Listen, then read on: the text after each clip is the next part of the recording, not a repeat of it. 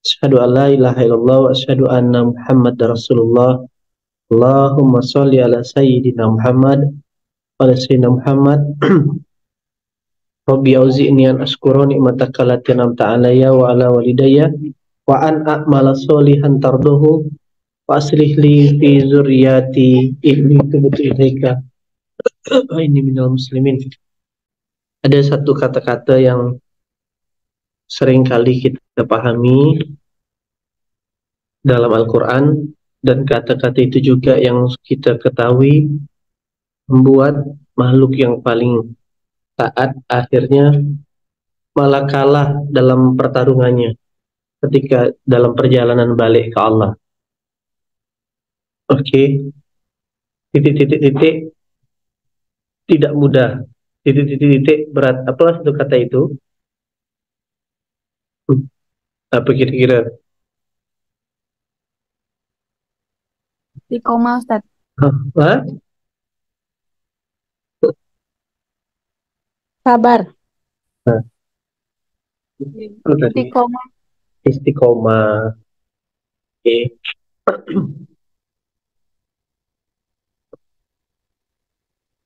Istiqomah itulah yang membuat makhluk bernama Azazil terpeleset dari jalur surga, dari jalur ketaatan.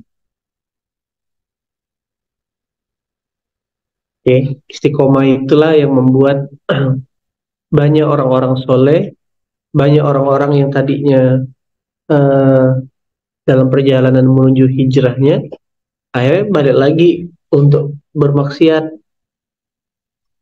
Saya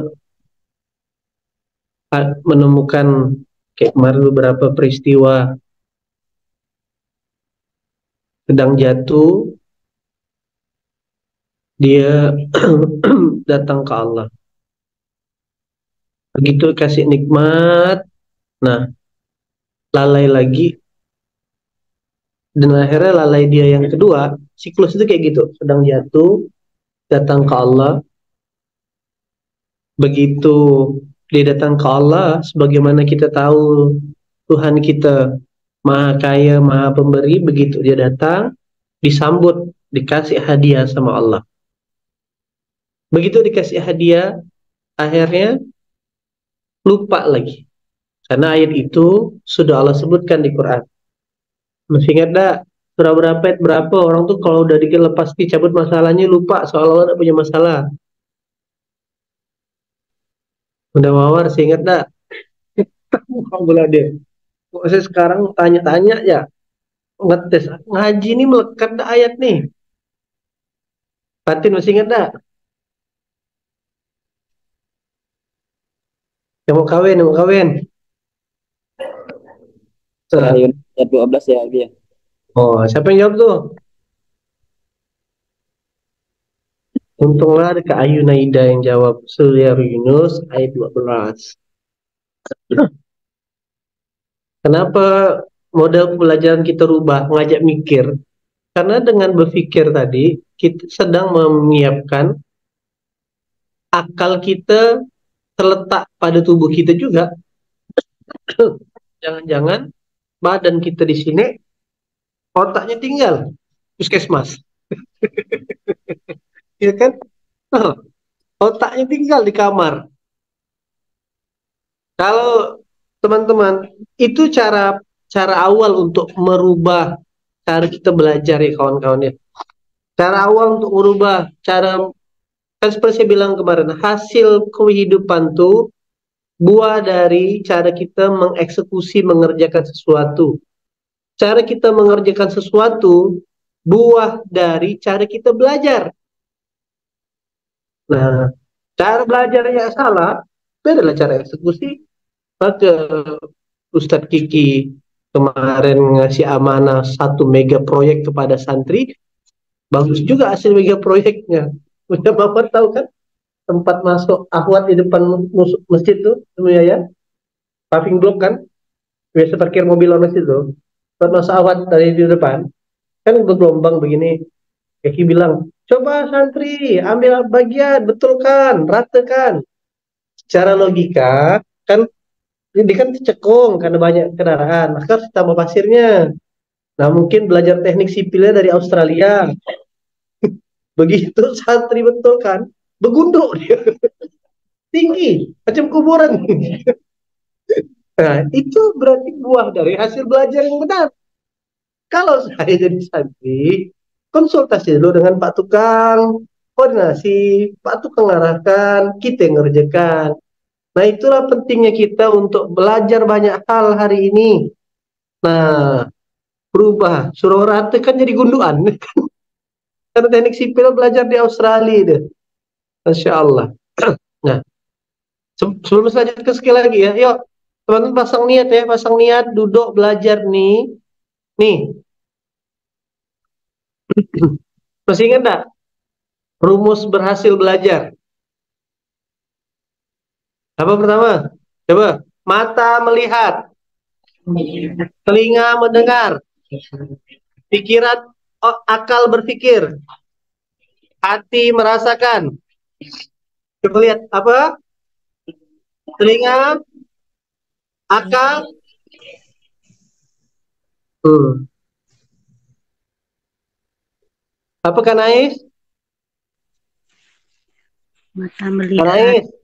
mendengar, Ah. Hmm. Saya perhatikan kok mana yang sambil zoom ngunyah, ya kan? Mana yang sambil zoom ikut kata-kata saya, mana yang mandang tatapannya bengong semata lah, belajar ya gagal dah gitu dah. Pagi nak mau berubah gitu. Saya ulangi, rumus berhasil belajar. Rumus berhasil belajar. Mata melihat, pegang matanya, Mata pegang matanya. Mata, telinga, telinga kepala berpikir, Rasakan. gerakan secara bersama. Nah, itu betul kan cara belajar ya loh. Ini nampak nih TK nyogok kayaknya. Oke. Nah, siap? Biar nanti tuh kawan-kawan nih jadi brand ambasadornya Allah, brand ambasadornya Al-Quran. Kalau ditanya langsung paham. Ya kan bagaimana nanti syarat untuk menikah misalkan. Ada wali, ada saksi, ada penghulu, ya kan? Mempelai tak ada. Nah, nah maka itu dulu yang harus dibereskan, cara belajar. Maka salah satu akal tuh bisa merespon kalau mata, telinga kita padahal yang sama. Atas izin Allah saya itu, tentu atas izin Allah ya, ketika apa namanya SMP, SMA itu Allah takdirkan jadi juara kelas terus. Nah, salah satu yang saya lakukan adalah saya itu betul-betul fokus dalam kelas dan badan serta pikiran saya terlibat dalam kelas itu. Dan kalau tak tahu saya tanya, Pak izin Pak, tanya Pak, kayak gitu loh. Nah, seperti itu kawan-kawan ya. Asik. Banyak kan nih. Kapan saya makan ini? Saya makan. Bapak Ibu sekalian nih. Kadang nih, ini namanya kamuflase dalam majelis. Bisa dihadirkanlah kue apa bisa pembicara makan. Tetap, tapi tidak apa-apa bagus. Nah, jadi balik lagi, materi kita hari ini adalah tentang istiqomah. Karena slide fenomena hari ini, ya Masya Allah, tabarakallah. Tadi sedang susah, dia datang ke Allah. Nah, apa yang sedang ayat tentang susah dia datang ke Allah? Nah, itu bukan itu ayat sudah susah dia lupa ke Allah. Nah, kan? Tengok tuh. Mata tidur, ya kan? Nah, apa? Tapi tidak apa-apa daripada dijawab, ya kan? Apa ayat ketika dia sedang susah dia datang ke Allah? Itu Yunus 12 dia sudah selesai masalahnya kan Ais. Saya bisa melihat dari apa kira-kira? Cik lanjut Mawar. Udah 14 tahun lah gitu ngaji. Surah Jumar ayat 8. Coba kita tengok. Surah Jumar itu surah keberapa? Apa artinya surah Jumar? rombongan. Ayat ke-8 kita cek. Dan apabila manusia ditimpa bencana, dia mohon pertolongan kepada Tuhannya dengan kembali taat. No. Tapi apabila dia memberikan nikmat kepadanya, dia lupa akan bencana tersebut. Oke. Insyaallah, kan? Jadi, lupa akan bencana yang pernah dan dia adakannya sekutu-sekutu bagi Allah menyesatkan. Katakanlah bersenang-senanglah kamu dengan kekafiran kamu. Nah, berarti dari awal tuh Allah sudah kasih bocoran, kan? Ketika ditimpa musibah, ini saat ini kalau ini satu paket. Kalau ditimpa musibah, dia datang lagi ke Allah, kembali taat. Berarti sebelumnya pernah. Jadi ini ayat yang ketiga dah. Kan gini, dikasih musibah, datang ke Allah. Itu surah 3 ayat 191. Nah ya, dapat musibah. Ini catat-catat, ingat. Ini manusia dapat musibah, datang ke Allah.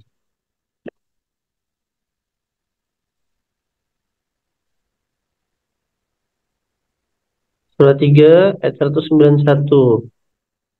Dapat nikmat, lupa Allah. Surah 10 ayat 12. Lalu karena lupa sama Allah, kan hukum lagi dia. Dapat musibah lagi. Nah, maka di ayat surah Az-Zumar ayat 8 ini, ya kan, dia kembali taat. Orang kembali taat berarti dia pernah taat enggak? Nah, beginilah yang membuat cek oke, tanda oke dah. Nah, ginilah siklusnya. Musibah datang ke Allah, maka manusia berdoa dalam keadaan, ya kan, dalam keadaan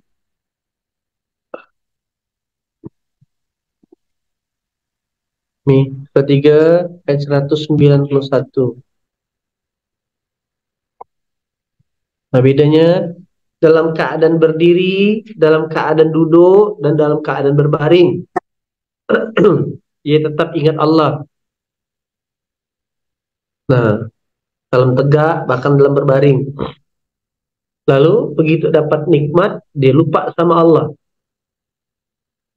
Maka akhirnya dia kembali lagi sama Allah di surah Az-Zumar ayat 8. Coba ulangi. Saat musibah datang ke Allah. 3191. 3191. Begitu dapat nikmat. Begitu dapat Dapat nikmat, Allah. lupa sama Allah. 10-12. 10-12. Musibah lagi. Musibah lagi. Kembali ke Allah. Kembali ke Allah. Kembali ke Allah. 39. ayat 8. 30. 9 ayat 8. Ini ayat untuk siapa nih kawan-kawan? Kita. Untuk kita. Nah, kalau ditanya sekarang kondisi normal, ya kan, pingin dah istiqomah, pingin. Oke, saya mundur dulu. Belum nanti apa sih kedahsyatannya istiqomah? Oke, yang jelas salah satu yang harus dipahami ayat-ayat tentang istiqomah yang Allah sebutkan, ya kan? Jadi istiqomah itu punya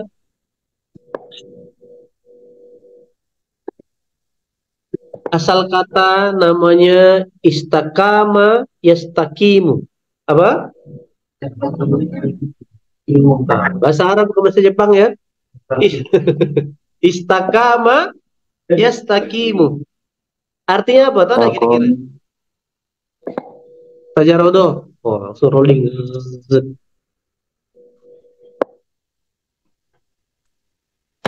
Artinya adalah tegak lurus, menjadi tegak. Istakama yastakimu. Artinya menjadi apa? Tegak lurus. Berarti untuk mencapai di titik siratal mustaqim yang kita minta, inilah dia salah satu syaratnya, tetap istakama yastakimu.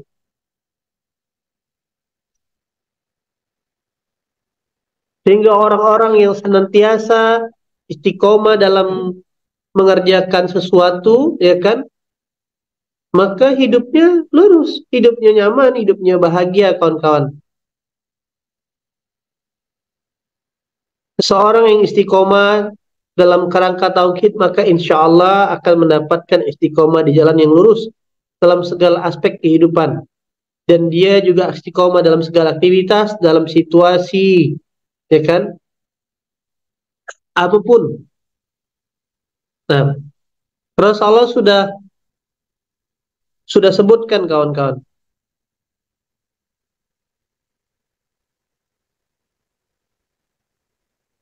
Kalau sudah kasih bocoran, ya kan, ayat-ayat tentang, sebelum saya bahas tentang istiqomah itu, satu surah 41 ayat 6.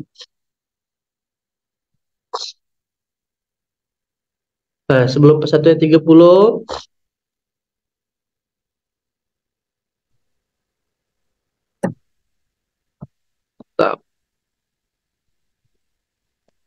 Allah bilang,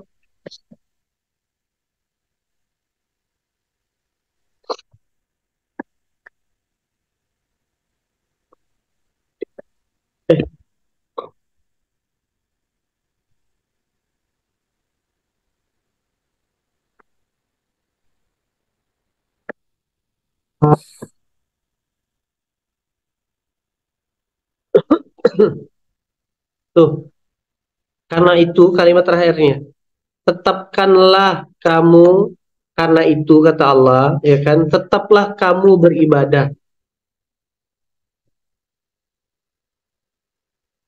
fastaqimu ilaihi wastaghfiru, dan tetaplah kamu mohon kepada Allah, dan celakalah bagi orang-orang yang menyekutukannya.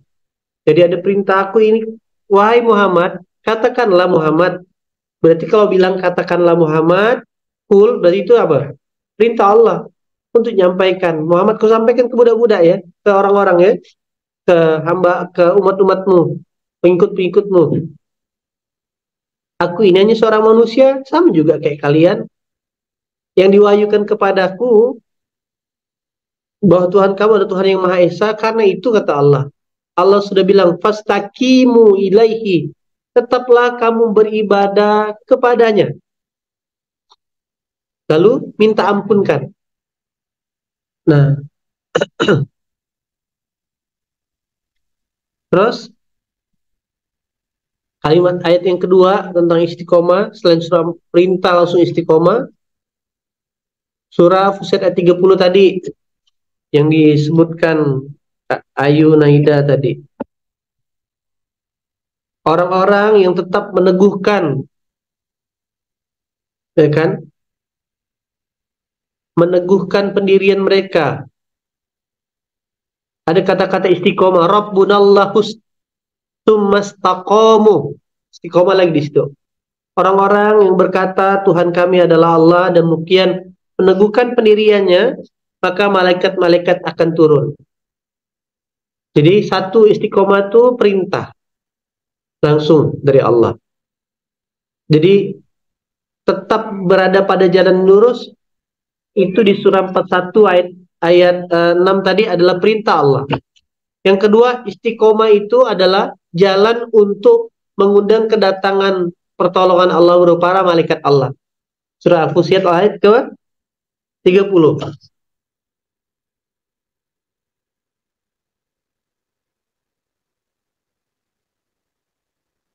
Nah, yang kedua, yang ketiga, kenapa? Ini berarti why? Kenapa istiqomah? Satu apa? Perintah Allah. Surah berapa?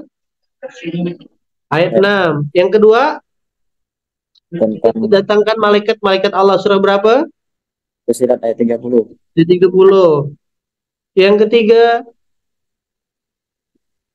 ada kalimat istiqomah lagi. Wa allaw istaqamu ala tariqati laskainahum ma'an ghadaqa. Sekiranya mereka tetap berada pada jalan yang lurus, istiqomah. Wa alu allaw istaqamu. Suara saya kedengaran di Zoom kawan-kawan? Aman Nabi. Aman. Aman. Oke, yang ketiga adalah Allah akan memberikan dia rezeki yang cukup. Air. Jadi beberapa tafsir ayat surah Jin ayat 16 ini dijelaskan orang istiqomah itu akan dicukupkan rezekinya. Nah, oke. Sama tadi yang keempat, surah 46 ayat 13.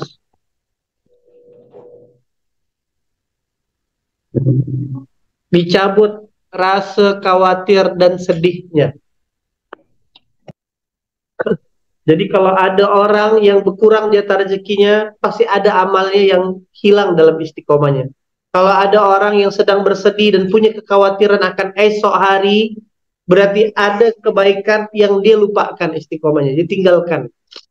Kalau ada orang merasakan mentok, tak ada pertolongan, maka dia pasti ada keistiqomahnya. Nah, gitu cara evaluasi sederhana dulu, kawan-kawan.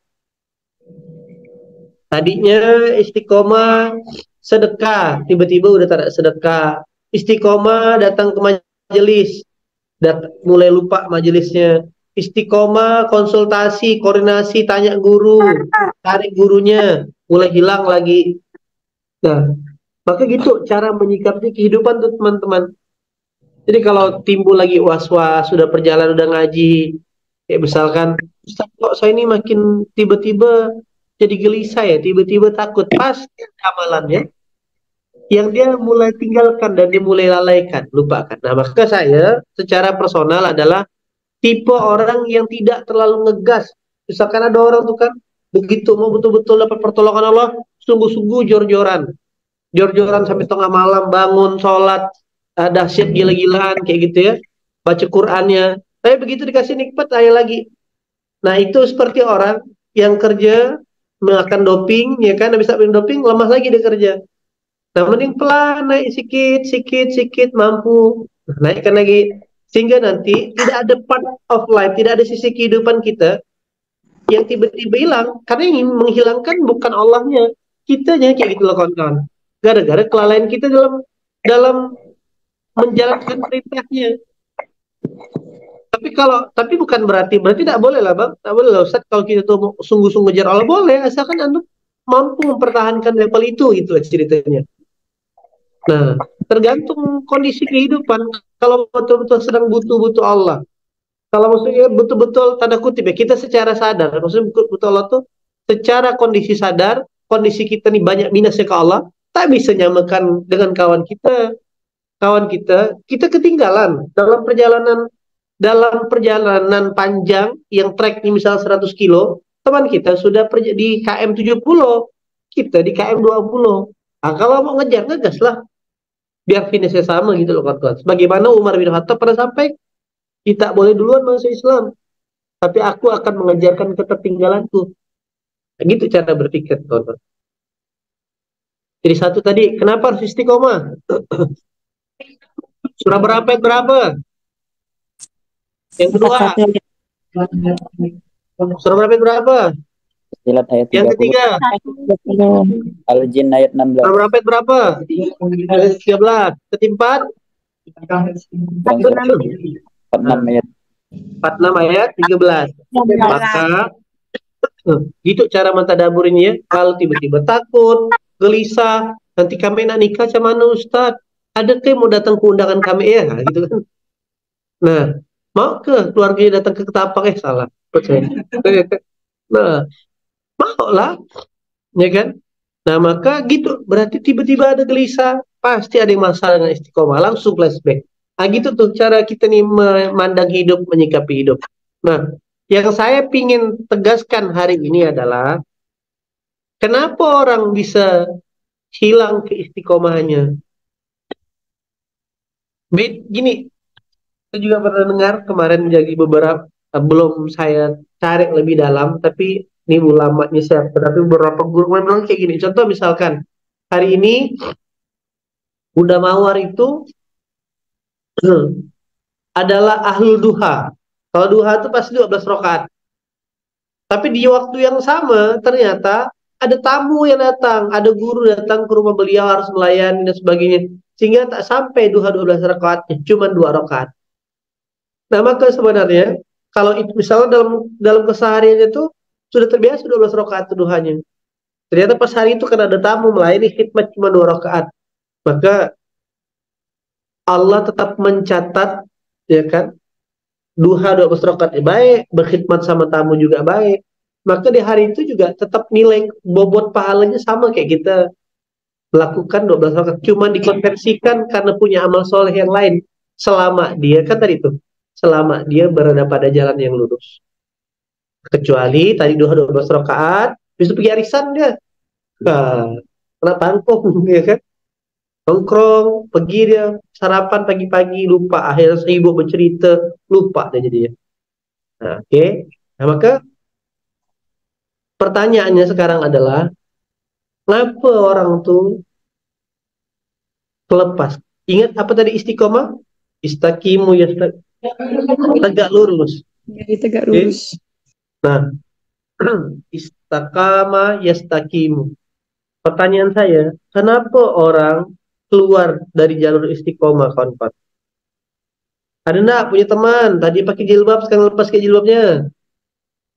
Saya ada. Bagus. Ada. Itu yang lebih parah. Yang kedua, udah betul pakai jilbab yang menutupi seluruh tubuh. Akhirnya balik lagi ke jilbab yang gaya lama, ya kan? Bukan menutupi tapi membungkus tubuh. Hanya saya lihat tuh. Nah, kira-kira apalah yang buat orang tua lepas dari istiqomah kira-kira, kawan-kawan? Ya, mikir. Jenuh. Lingkungan. Hah? Oke, tulis ya, jenuh, kecewa, lingkungan, Bukan turun karena Allah. iman, Dosa. dosa. Tidak Apalagi buat percaya. orang lepas istiqomah apa? Tidak percaya Nggak percaya apa tuh? kepada Allah. Oh, ya Allah. Berarti itu udah murtad nih kalau kayak gitu. Nggak percaya. Oke. Kurang Nggak punya ilmu. guru. Karena merasa udah nyaman, Kiai. Merasa nyaman. Sah.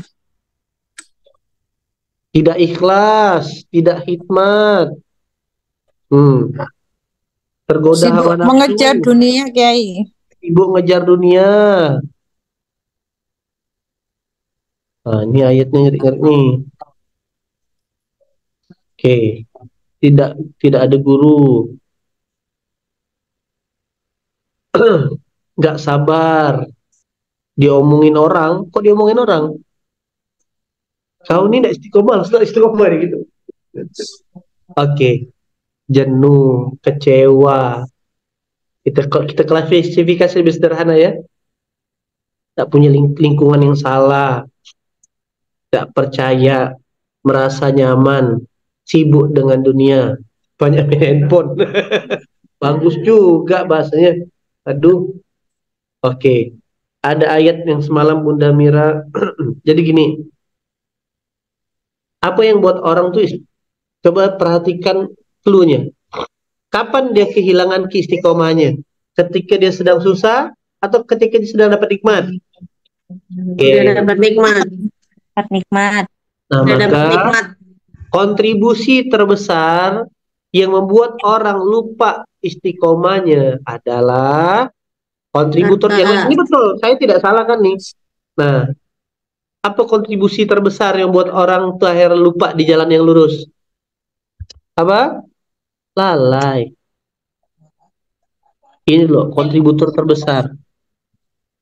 Lalai. Membuat Nabi Adam kena usir gara-gara apa? Hah? Lalai kan? Lupa deh.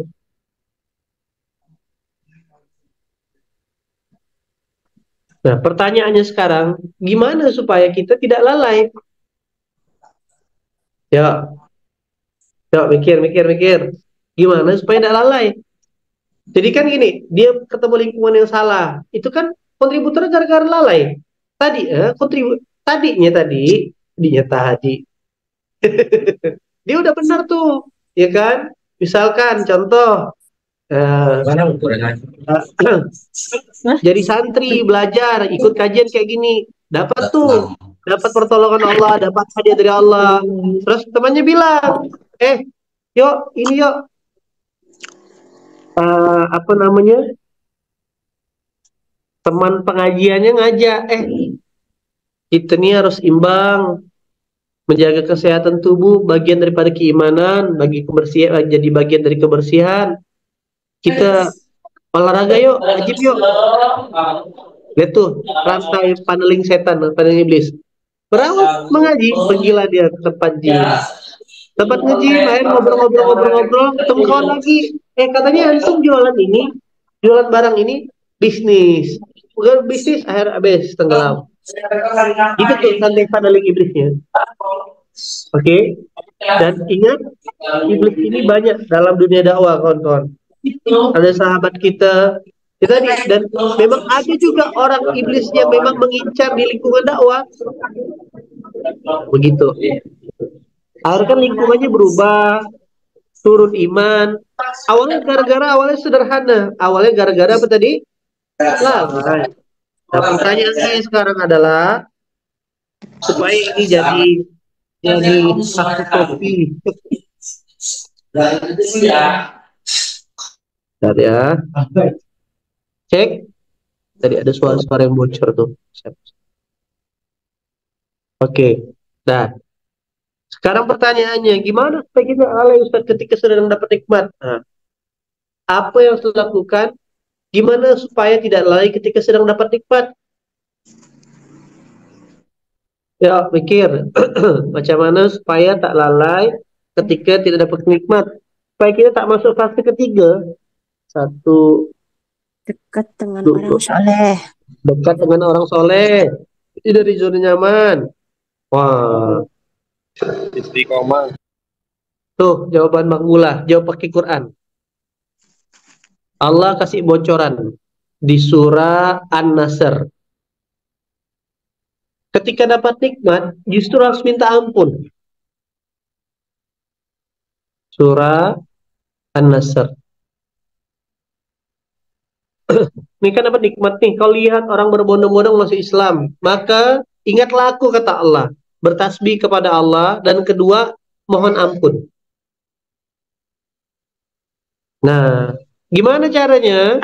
Jadi jawabannya gimana supaya tidak lalai? Jawabannya di surah 110 ayat ketiga.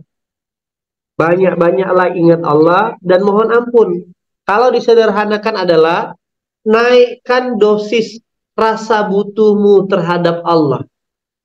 Bukankah saat kita jatuh tadi itu, yang nampak kita betul-betul sungguh-sungguh butuh Allah, betul nggak? Maka naikkan dosisnya. Nah, itulah merekayasa kehidupan. Kenapa tadi kita butuh Allah? Kita sedang susah, kita sedang jatuh, kita sedang tak nyaman. Kita datang ke Allah, kayak gitu loh. Kita datang lewat guru, kita datang lewat orang soleh. Begitu Allah kasih nikmatnya, Allah kasih hadiahnya, Allah kasih bahagianya, dan mulai muncul, maka di waktu itu harus di kondisi sadar, naikkan rasa butuh kita kepada Allah. Dengan cara gimana lagi? Dengan cara membesarkan impian kita dalam hidup ini. Ketika Rasulullah sudah merasa banyak nikmat kalau yang diberikan kepada dari Allah, apalagi yang dinaikkan katupnya? Ya Allah, aku juga ingin mengajak umat-umatku untuk masuk surga. Karena itu belum didapatkannya, maka terus kejar Allah, merasa butuhnya kepada Allah. Nah, itu ilmu rekayasa, kawan-kawan. Ketika saya pribadi merasa banyak pujian hadiah daripada Allah 5, 6, 7 tahun yang lalu, saat mulai serius hijrah dan sebagainya, saya naikkan lagi katupnya. Mobil udah, rumah udah, istri udah, anak udah, nama baik udah, keliling Indonesia udah. Oh, aku belum punya apa? Belum punya santri. Aku belum punya apa? Belum punya masjid. Aku belum punya apa? Belum punya rumah Quran. Aku selama ini siar, bantu rumah Quran. Ayo kembali ke Quran. Aku tak punya rumah Quran. Di waktu itulah saya, ingat saya, ngelihat laut saya pas kebetulan nginap di Swiss Bell, dari atas kayak itu, Singkawang, kan nampak laut tuh. Ya Allah, aku nih kayak bui di lautan, tak nampak apa-apa kalau aku nanti mati. Nah, disitulah titik balik saya. Minta sama Allah, ya Allah, sebelum mati aku pengen punya rumah Quran. Nah, gitulah ada titik baliknya. Begitu mimpi itu, alam semesta mendukung. Materi saya kemarin. Doa lisan kita itu adalah jembatan untuk ke proposal ke Allah. Ngomong yang baik-baik. Langsung ditelepon sama Abah Irfan, dikasih tanah di kebun langsat paret nomor 2 Ismuhu Yahya. Itu kebun langsat semuanya itu. Sebenarnya langsat jangan ditebang. Abah ada pesan kemarin, ini langsat jangan ditebang ya, nanti setting udah betul lah setting rumahnya. Pohon-pohon yang ini ya, 2 butir pohon. Begitu dia suruh tinggalkan tukangnya, besok dia datang hilang tuh pohonnya. Istiqomah dia bang. Nah, jadi cara supaya tidak lalai, naikkan dosis rasa butuhmu kepada Allah. Nah, ini ilmu rekayasa hati. Gimana supaya rumah tangga itu tetap romantis? Naikkan rasa sayang kita, rasa butuh kita dengan pasangan kita. Begitu juga sama Allah kawan-kawan. Karena sesuatu itu belum jadi tanda kutip, kalau tadi itu ujiannya diciptakan, didatangkan Allah, ini saya secara sadar membuat tanda kutip ujian di kepala sendiri, ya kan, terhadap perintah Allah yang belum saya selesaikan. Nah, sehingga saya datang lagi ke Allah, ya Allah, aku tak punya caranya nih, macam mana cara buat masjid, macam mana caranya rumah Quran, macam mana punya santri, macam mana cara ngajarnya, apa kurikulumnya, macam mana cara break makannya. Tak punya gambaran 3 tahun yang lalu. Zong, nol betul. Uang tak cukup, walaupun punya uang sekian puluh juta setiap bulan misalkan dari apa yang diinfakkan dari perusahaan. Belum tentu. Tapi tadi, ikan ingat, karena kita sedang berada di jalan yang lurus tadi, ya kan? Ika mayastakimu tadi di jalan yang lurus, dia yang kasih petunjuk, dia yang turunkan malaikatnya. Didatangkanlah Ustadz Aldo, didatangkanlah Ustadz Farid, didatangkanlah Ustadz Ihsan kala itu, didatangkanlah Ustadz Akil, yang secara pengetahuan, saya tahu adik-adik ini lulusan terbaik di bidangnya masing-masing. Datangkanlah, cari, coba siapa yang ngasih ide, bikin poster, dicari guru ngaji, mahasiswa mau ngajar ngaji digaji 500.000. Daftarlah Juli, daftarlah Patin, Rusdia, Nopal, datang semua nih. Ini ngajar 500.000 dulu nih orang-orang ini. Wajah-wajah 500.000. Ya kan? Oh dulu tidak semacam seideal ini Bunda Mawar. Dulu Masya Allah masih 100.000. Ya kan? Nah, dan tanahnya masih tanah kuning. Beda nih santri-santri sekarang, Kak Pita, Indaris ini ya keren-keren dah. Dulu mereka nih masuk nih masih tanah kuning. Gedung itu cuman beratap, tak berdinding. Bor hujan, lagi sholat tarawih. Itu abis itu. Ya kan? Saya yang terkenang masih saya Rusdia. Ngafal Quran masih di pokok pisang. Kalau sekarang santri banyak tempat, banyak spot. Ya kan, dari rooftop dulu di pokok pisang ngaji itu. Sekarang saya ingin tanya, ngapa Pak mau datang ke pondok yang tidak jelas waktu itu? Apa aja pondok jelas bangunannya? Apa kira-kira? Yakin. Oh, siapa yang ngasih dia keyakinan? Allah. Padahal belum itu juga tidak jelas ngapa nopali. Ternyata keyakinan dia membuahkan jodohnya di sana. Di pokok rambai itu loh. Muncullah ustazah. Tahu dong, tidak kaleng-kaleng deh. Nah, yang yakin-yakin ini pada berkawan semua nih. Ada ketapang sama jantan. Ya kan? Nah, ada berapa pasang nih? Ada banyak pasang lah yang akan menikah nih. Ya kan? Nah, berarti ini harus babak baru. Setahun kata dapat rumah lagi di mana? Di grup. Tahu nggak, Bang? Tahu nggak? Nah, artinya kawan-kawan, rumusnya supaya tidak lalai sekali lagi adalah naikkan rasa butuhmu terhadap Allah. Itu dah rumusnya. Harus di kondisi sadar, merancang lagi, naikkan lagi. Jadi kalau kata guru saya, jadikanlah perjalananmu butuh terhadap Allah sebagai tirakat. Kalau orang rata-rata, ya kan, mentransaksi, nih semalam ya pesan Ustaz Abdul Somad, catat baik-baik. Kalau orang kebanyakan itu tirakatnya, ibadahnya, ditransaksikannya untuk dunia, untuk kepentingannya, maka bisa jadi saat di akhirat tadi, memang di dunia dikabulkan impian dan cita-citanya, di akhirat hilang catatan amalnya. Oke, maka yang ditirakatkan itu apa? Yang menjadi perintah Allah juga yang ditirakatkan. Gimana Kiai almarhum Kiai Sukri Jarkasi, Pak Kiai Sukri mentirakatkan, minta sama Allah agar bisa menyelesaikan bangunan gontor yang sebesar itu dengan bangun malam yang sejak awal. Ada salah satu guru yang lagi viral juga di mana? Di TikTok. Beliau bilang, bangun malam, tidur malam tuh jangan. Bangun malam boleh. Lu kalau mau kaya gampang. Bangun jam 12 malam. Selesaikan baca Quran 10 juz. Tapi saya pernah lewati episode itu. Walaupun tidak sebanyak itu, banyak yang mempertolongan. Nah, kalau begitu tuh, yang lagi kepepet, yang lagi sedang ketinggalan jauh, tidur awal, jam 8, ada isak tidur. Bangunlah jam 1, sampai pagi, baca Quran. Let's see what happen. Mau coba dah kira-kira. Yang udah STMJ ini sudah tua masih jomblo. Harus pakai amalan beda sedikit, agak laju sedikit, gitu loh. Pagi kalau ngopi, astagfirullahaladzim. Ya kan, bisa 7 hari 7 malam pesta nih, Bi. Lakukan sesuatu, ingat tak rumusnya? Do something.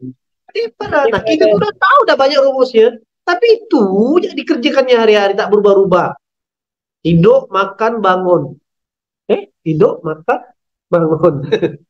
Nah, maka balik lagi tadi, supaya tidak lalai, apa yang harus lakukan? Tambah dosis rasa butuh kita kepada Allah. Supaya tambah dosis gimana? Kan katup, naikkan impian. Jadi cara berpikir tuh kayak gini. Saya analogikan ya. Antum punya uang. Ini contoh analoginya. Kalau orang rata-rata begitu dapat duit, dia langsung habiskan dengan kesenangan. Itu orang rata-rata. Oke. Tapi kalau orang di atas rata-rata, begitu dapat duit, dihabiskan untuk bisa membuat mesin kesenangan. Saya jualan tanah, kafling. Kalau saya dapat untung, langsung beli motor, beli mobil, habis dah. Begitu saya dapat untung lagi, makan lo secukupnya, belikan lagi tanah kafling, begulunglah tanah tuh. Sampailah stok tanah kafling kita tuh adalah mungkin 20-30 hektar. Nah, itulah bekal tabungan nanti untuk dibangun dan dua sebagainya. Itu contoh sederhana ya kawan-kawan ya. Jadi hari ini banyak orang terjebak, begitu dapat nikmat langsung ditransaksikan nikmatnya. Atau begitu antum punya kesempatan mendapatkan beribadah kepada Allah, jangan lo buru-buru ditransaksikan untuk kesenangan dunia. Jadikan itu modal untuk melakukan ibadah berikutnya lagi. Gitu maksudnya. Maka bangun malam. Kalau sebagian orang minta dunia, kita minta ya Allah, semoga Engkau izinkan hamba ni ya Allah untuk bisa juga punya rumah Quran. Berarti dia sedang tidak mentransaksikan amalannya untuk hal dunia. Dibilang ya Allah, berhasil bersedekah, berhasil bantu orang, berhasil nambah hafalan ya Allah. Semoga dari hafalan ini ya Allah, Engkau izinkan hamba ya Allah untuk bisa mengelola masjid.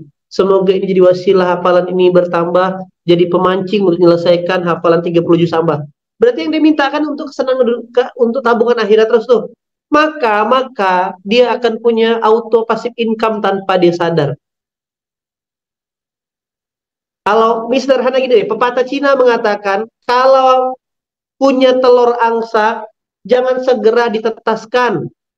Biarkan dia melahirkan telur yang baru lagi. Melahirkan anak angsa lagi. Begitu lahir anak angsa lagi ini, besar dia, Jangan langsung begitu punya telur tetaskan. Biarkan dia banyak-banyak anak angsanya. Ketika angsa induknya udah banyak, ya kan, otomatis tuh kita tetap bisa makan dapat telurnya, tidak kira-kira? Kalau tadi satu angsa satu telur makan habis, satu dia berat telur lagi makan habis lagi, kapan kayaknya bahasa kayak gitu ya? Tapi begitu satu telur tahan dulu sebentar, puasa sebentar, tidak ditransaksikan dengan hal dunia tadi itu. Begitu dia netes dua, udah dua telurnya. Netes dua lagi jadi 4 induknya. Begitu 4 bertelur 4, satu dimakan 3, beranak lagi jadi 3, jadi 6 angsanya. Itulah rumus kekayaan jadinya. Jadi jangan buru-buru mentransaksikan amalanmu untuk kesenanganmu. Justru jadikan itu bahan bakar, dan itu jadi latihan kita untuk tidak tenggelam dengan dunia. Sehingga nanti tuh ada kemarin salah satu pengusaha kuliner nelfon saya, "Bang, kira-kira saya dosa enggak, Bang? Saya ini ngerasa dunia ini bisnisnya lagi berkembang ya. Lalu timbul dalam perasaannya dunia itu rasa-rasanya hambar bagi dia." Itulah anugerah buat saya bilang, ketika dunia itu datang dan hambar. Gitu kawan-kawan. Ketika dunia itu datang dan hambar, itu tuh anugerah perasaan itu tuh. Sehingga di benak kepalanya adalah apa tugas Allah mau kerjakan. Nah, kalau sudah masuk kepada zona tersebut, kawan-kawan,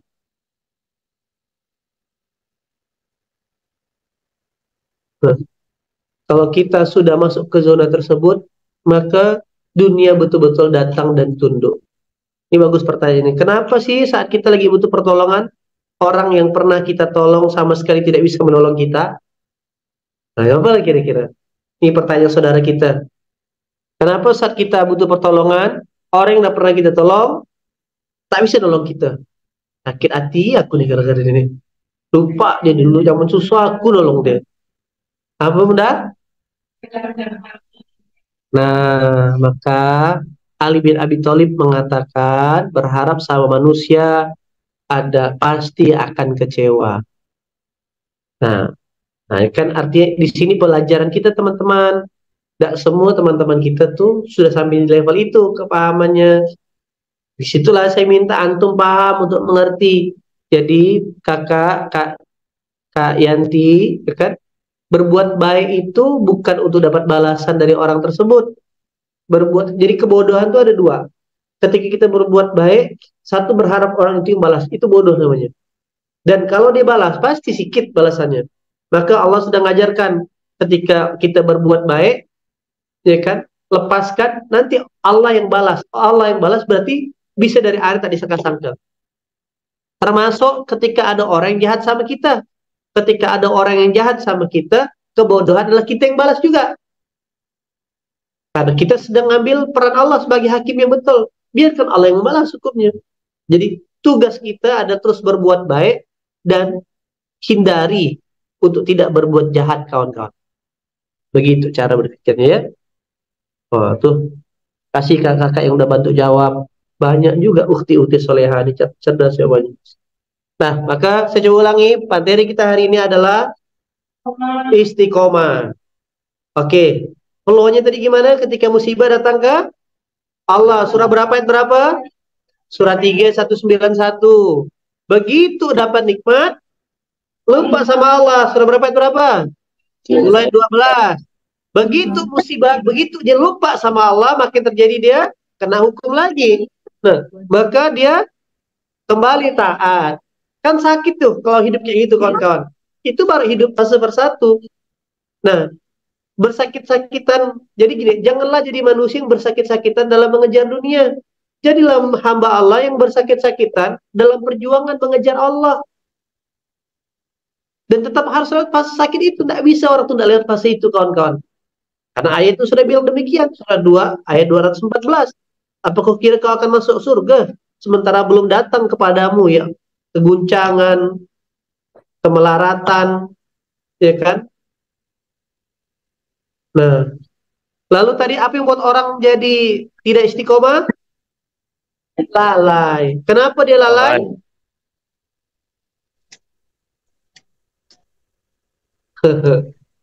Harus sampai temukan jawabannya mentok. Kenapa akhirnya orang itu bisa lalai? Karena dia sudah merasa cukup. Sudah merasa cukup dengan amalnya. Nah, ini lupa saya hitung. Nah, ini tadi mau saya sampaikan. Jadi kemarin diskusi sama Ustaz Berry. Ustaz Berry bilang, Bang, si fulan ini Bang, lihat Bang. Nah, ayo suruh ngaji, Bang, tak ngaji-ngaji. Dia tiap malam kerjaannya jalan, nongkrong, story, padahal paham Quran. Ya, begitulah fenomena itu. Terus Ustaz Berry bilang gini, kawan-kawan budak-budak nih, karena udah ngerasa cukup. Yang penting aku sholat, aku udah ngaji, aku udah sedekah. Hati-hati kalau perasaan itu muncul. Yang penting aku udah sholat, aku udah ngaji, aku udah sedekah. Disitulah awal kelalaian kita. Wa amma man bakhila wastaghna. Ketika dia bakhil dan dia merasa cukup dengan amalnya. Nah, maka supaya terus kurang dengan amal, ya kan? Adalah tadi apa yang harus lakukan? Besarkan dosis rasa butuh kita kepada Allah. Kalau tidak, kita lah nih. Jadi maaf, setan maksiat sudah kalah. Dia sudah ganti shift. Dia tak goda fatin lagi untuk buka jilbab. Dia tidak goda fatin lagi untuk tidak melakukan maksiat-maksiat mendekati zina, pacaran atau apa. Yang dia goda kepada kita adalah buat kita merasa cukup. Kau kan dah jadi ini mudaris. Kau kan lihat kan, kau kan muliakan, maka kau mau nikah kan, teman kau tuh belum kawin-kawin. Dia hina, coba lihat tuh. Ya kan, kau lihat tuh. Nanti lihat kawan-kawan kau tuh yang kuliah jatuh, tak baca Quran, tak mondok. Gitu-gitu itu kan. Coba kau lihat tuh, Bang Nopal kau tuh sama Ustazah harus Raudo. Kawin, dan nikah, dan punya anak, punya rumah. Nah, timbul perasaan cukup dan enggan lagi berjuang mengejar Allah. Disitulah pintu lalai berdatangan. Coba kau lihat tuan bini kau tuh, ya kan kata setan. Baik, udah punya rumah Quran, punya musola, sehingga akhirnya adalah biar berarti tabungan surga aku udah ada, kata Ayah Iwan. Tak mau apapun aku tak ngapa-ngapa lagi. Kan? Masuk setan kawan-kawan. Harus naikkan dosisnya ya. Naikkan dosis rasa butuh kita kepada Allah dengan cara apa? Besarkan impian akhirat kita. Besarkan impian akhirat kita. Kalaulah Kak Vita, kalaulah Kak Fatin, kalaulah teman-teman bercita-cita kumlot dalam kuliah, kumlotlah dalam mengerjakan amalan Quran. Itu mindset terbarunya Kak Vita. Masa kumlotnya cuma di kedokteran? Tidak biasa. Itu cuma dapat toga dari universitas titik, ya kan? Nah, kumlotnya tuh sebagai mahasiswa universitas kehidupan karena mampu menyelesaikan 6.236 SKS. Apalah tak mantap? Keren tak? Begitu dipanggil, kita panggilkan 5 lulusan terbaik pada kiamat periode ini. 1, Umar. Wah, kategori santri jujur. Ya kan? Yang kedua, kategori santri suka berkorban, belanja subuh, Kak Nurul dan Bang Yahya.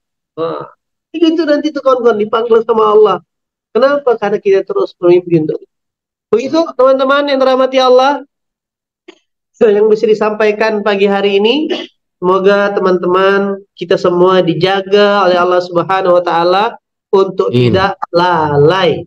Oke, setelah besarkan impian kita, tetap jaga lingkungan kita seperti ini, secara sadar merancang kebersamaan. Itu ada guru saya Umi Rasid yang Masya Allah cara jaga istiqomahnya, ke safar terus ke tempat guru-guru. Nah, ini saya pun dalam kondisi sadar insya Allah pagi hari ini akan bertolak, jumpa lagi mendampingi Tuan Guru Ustaz Abdul Somad di Brunei. Nah, dalam rangka apa? Saya sedang butuh, ada hal besar yang mau saya kerjakan lagi gitu loh. It's not enough. Untuk dunia enough, tapi untuk akhirat karena belum ada surat resminya EN di masuk surga, it's not enough. Do not stop. Oke? You understand, baby? Yes. Keren kan? Untuk Brunei, susah belajar bahasa Inggris. Padahal lulusan anak pun belum bahasa Inggris. Oke.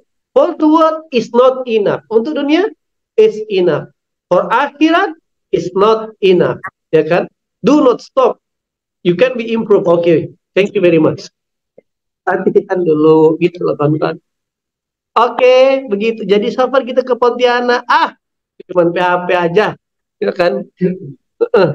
Great English, Kiai. Okay, thank you very much. Thank you. Okay, Well ladies done. and gentlemen, I Excellent. think this morning is enough. Again, I hope so you can get anything from my explain and tell me and tell why. Itulah ya. Nah, lagi latihan, salah kata apa depan antum yang salah. Gitulah dia. Oh, you Wah, just betul Kiai, good. good. Okay. Nah, Excellent. thank you. Excellent. Ya, lah untuk level Kiai excellent lah katanya. Oke, kalau masukkan aplikasi error aplikasinya. Baik, terima kasih teman-teman semua. Jazakallah khairan kasiran. Mendoakan kita semua semoga istiqomah sampai akhir hayat.